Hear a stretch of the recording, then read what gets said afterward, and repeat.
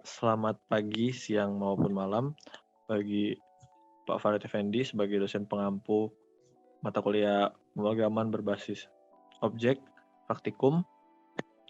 Eh, Sini saya Mafin Meka Monika dengan NIM belakang 033 dan Anissa Rahma Putri dengan NIM belakang 038 sebagai kelompok 4 dari kelas I2 ingin mempresentasikan tentang proyek UTS kami yang dimana kami memilih untuk mengerjakan soal nomor 1 dan nomor 2. Pertama-tama untuk soal nomor 1, dengan studi kasus menghitung gaji di sebuah universitas, dan kami diberikan UML yang dimana ada 4 kelas, yaitu kelas daftar gaji, pegawai, staf, dan dosen, yang dimana staf dan dosen ini merupakan child dari kelas pegawai, dan kelas daftar gaji memiliki relasi aggregation dengan kelas pegawai. Dan juga diberikan keterangan tambahan di sini, yakni semua pegawai mendapatkan gaji awal yang sama, yakni 1.500.000, dan gaji tambahan diberikan pada dosen, dihitung dengan jumlah SKS yang diampu, dan bagi staf dihitung dari jumlah kehadiran per bulan. Untuk lebih jelas, saya akan pindah ke NetBeans. Di NetBeans, pertama-tama kita akan membuat project baru, lalu menambahkan kelas-kelas yang diperlukan, yaitu pegawai, dosen, staf, dan daftar gaji.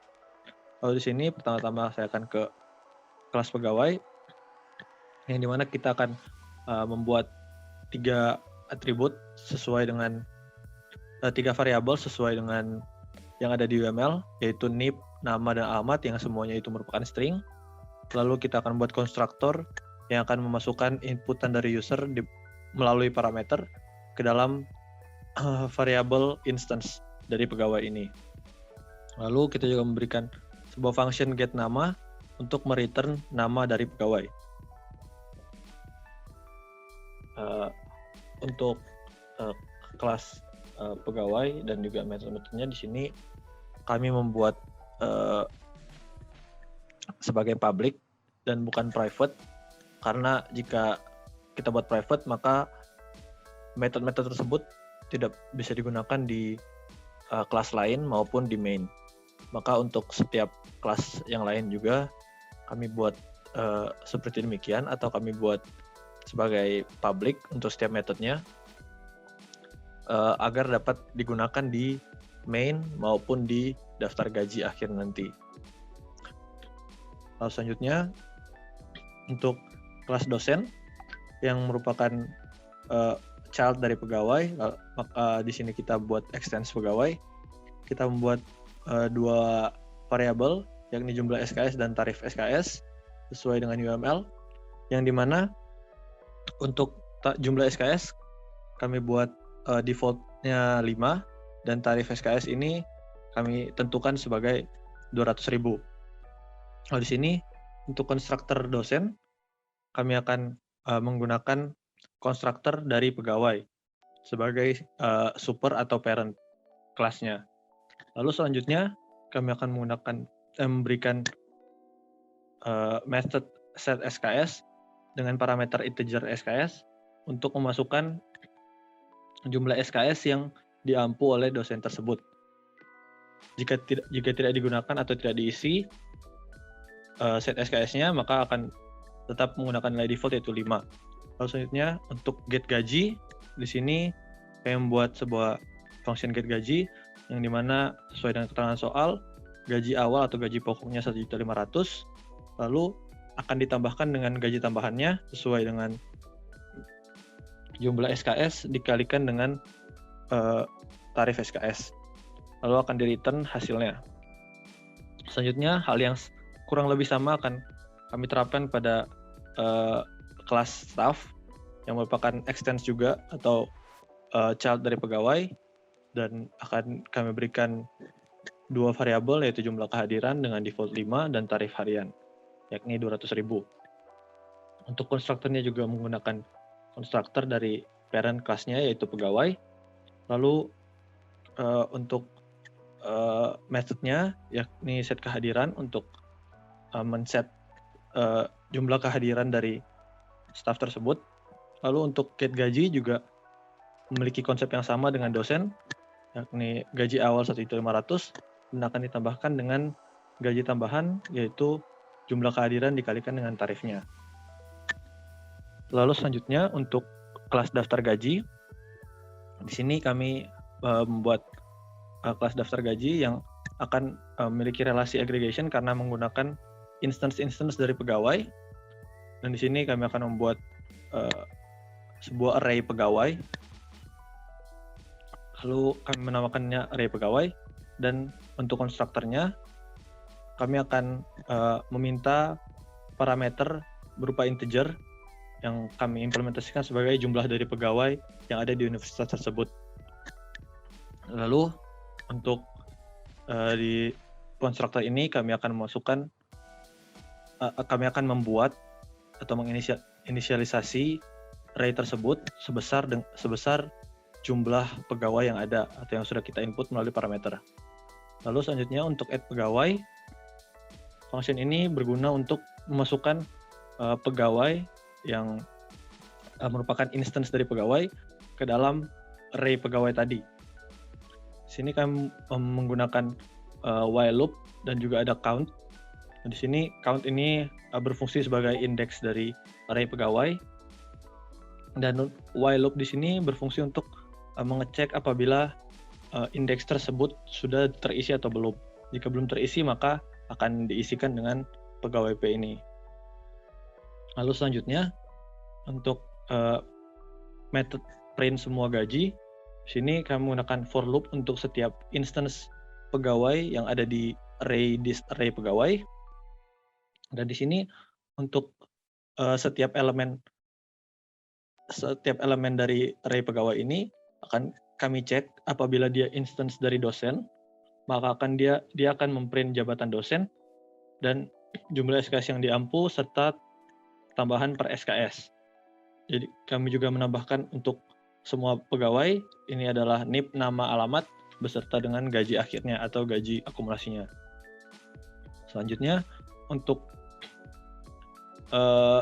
elemen-elemen tersebut dicek juga apabila dia merupakan instance dari staff, maka yang akan di-print adalah jabatan staff dan jumlah kehadiran per bulan beserta dengan tambahan per hari kerja. Lalu untuk di main-nya kami akan membuat seperti demikian, yakni membuat 5 pegawai dengan 3 dosen dan 2 staff. Dan di sini tiap dosen kami set SKS-nya dan tiap staff kami set kehadirannya. Lalu setelah itu kami membuat sebuah instance untuk daftar gaji, dan di sini kami add pegawai.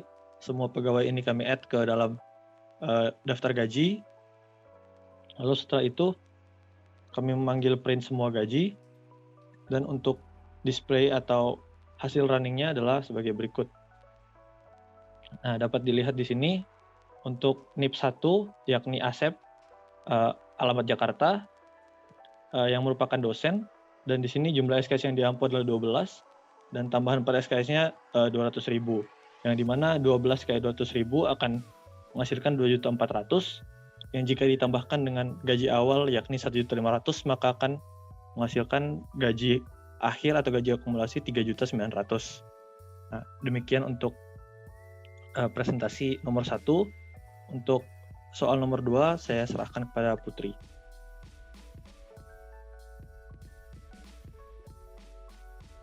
Baiklah, di sini saya akan menjelaskan studi kasus yang nomor 2, yaitu menghitung varians dengan data berupa vektor. Pada soal diberikan, jika diberikan n bilangan, buatlah program untuk menghitung varians dari sebuah vektor. Dan soal di atas dapat dipecahkan menjadi beberapa function dan tambahkan di kelas vektor. Pada kelas vektor akan dibuat function yang pertama jumlah vektor, yang kedua ada kurang vektor konstanta, yang ketiga ada kuadrat vektor, yang keempat ada hitung min, yang kelima ada hitung varians. Untuk jumlah vektor itu isi dari fungsinya itu untuk menjumlahkan semua elemen dari vektor. Returnnya ini merupakan satu angka saja. Untuk kurang vektor konstanta, yaitu melakukan pengurangan semua elemen suatu vektor dengan konstanta, yaitu return ini berupa vektor. Berikutnya ada kuadrat vektor, jadi setiap elemen vektor itu akan dikuadratkan, maka return-nya akan berupa vektor. Berikutnya untuk hitung min, ini akan menghitung nilai rata-rata dari setiap elemen vektor, dan return-nya akan menjadi satu angka. Lalu untuk hitung varians itu merupakan function untuk menghitung varians, dan return-nya ini merupakan satu angka. Langsung saya lanjut ke NetBeans-nya. Yang pertama adalah membuat package baru pada NetBeans dan membuat class vektor. Berikutnya adalah melakukan inisialisasi variabel. Yang pertama adalah inisialisasi array, dan di sini array-nya kita namakan array A. Berikutnya adalah melakukan inisialisasi integer max size. Di sini digunakan untuk menyimpan size dari array yang nanti akan dibuat di konstruktor. Berikutnya adalah konstruktornya. Di sini dibuat parameter integer size, dan integer size ini nanti akan dimasukkan ke max size tadi, sehingga nanti nilai inputan oleh user akan tersimpan sebagai panjang dari array di max size. Dan ini akan digunakan saat membuat array di sini. Berikutnya di sini ada looping for, dan looping for ini user akan memasukkan elemen-elemen array sesuai dengan keinginannya. Berikutnya di sini ada function jumlah vektor dengan parameter array.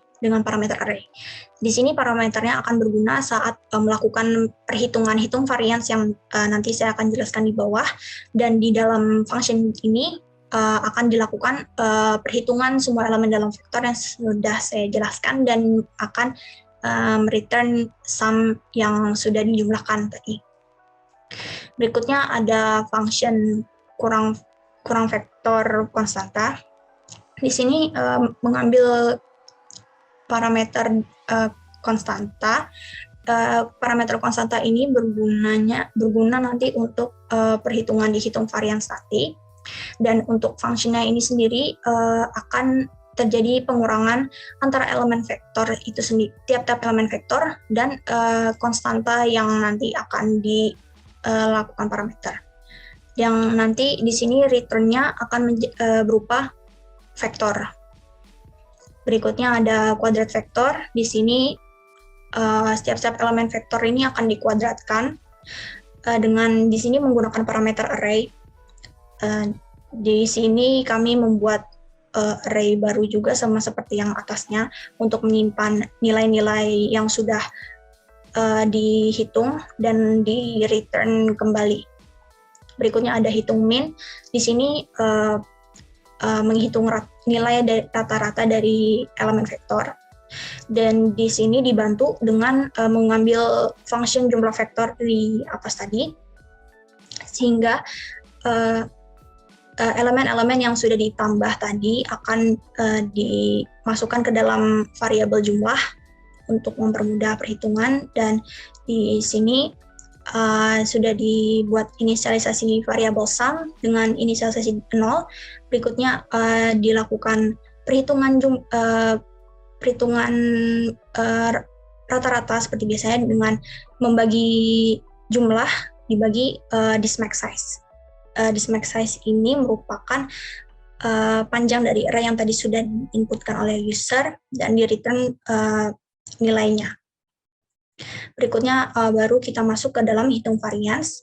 Di sini melakukan inisialisasi kembali, inisialisasi sum sama dengan 0. Berikutnya yang pertama kali yang harus kita lakukan itu adalah untuk menghitung min dari elemen-elemen vektor tersebut. Setelah dihitung minnya, baru bisa hasil perhitungan min tersebut dikurangi tiap-tiap elemen vektor menggunakan function kurang vektor konstanta. Ini kita masukkan parameter yang min tadi yang sudah dihitung dimasukkan ke function ini. Berikutnya masuk ke function kuadrat vektor. Di sini kita akan mengkuadratkan tiap-tiap elemen vektor, dan di sini parameternya kita ambil yang parameter kurang tadi. Jadi setiap elemen-elemen vektor yang sudah dikurang itu akan dikuadratkan. Berikutnya adalah melakukan penjumlahan semua elemen dari vektor menggunakan jumlah vektor dengan parameter kuadrat. Maka di sini akan terjadi penjumlahan tiap-tiap elemen vektor yang telah dikuadratkan. Berikutnya barulah kita masuk ke perhitungan terakhir, yaitu dengan membagi jumlah-jumlah tadi dibagi dengan length dari array dikurangi 1 sesuai dengan rumus varians yang sudah disediakan, lalu di return sumnya. Yang terakhir di sini kita membuat sebuah display. Di sini kita membuat display panjang array yang sudah di-input, lalu melakukan display tiap-tiap elemen vektor yang elemen vektor, dan di sini yang terakhir kita melakukan display rata-rata dari vektor tersebut. Lanjut ke main. Di sini yang pertama kali dilakukan itu adalah untuk membuat instance yang terlebih dahulu, dan di sini melakukan input manual oleh user. Jadi user dapat menginput size dari array-nya ini sendiri. Lalu lanjut ke display, dan dari display ini berarti nanti kita akan mendapatkan panjang vektor yang tadi sudah dimasukkan serta elemen-elemen vektor yang tadi juga sudah dimasukkan oleh user. Tak lupa kita juga akan mendapatkan rata-rata. Setelah itu barulah di print yang terakhir ini kita akan mendapatkan hasil varian dari elemen vektor tadi. Lalu apabila program ini di-run, ini saya akan melakukan input size array sebanyak 5 dengan isi 1, 2, 3, 4, 5. Jadi bisa terlihat di sini panjang vektornya sudah sama 5 dan elemen-elemen vektornya sudah terdisplay semua dengan urutan 1, 2, 3, 4, 5. Rata-rata dari elemen vektor masing-masing ini menjadi 3 dan varian dari elemen vektor ini adalah 2,5. Sekian presentasi dari kelompok kami. Mohon maaf apabila ada kesalahan kata. Wassalamualaikum warahmatullahi wabarakatuh.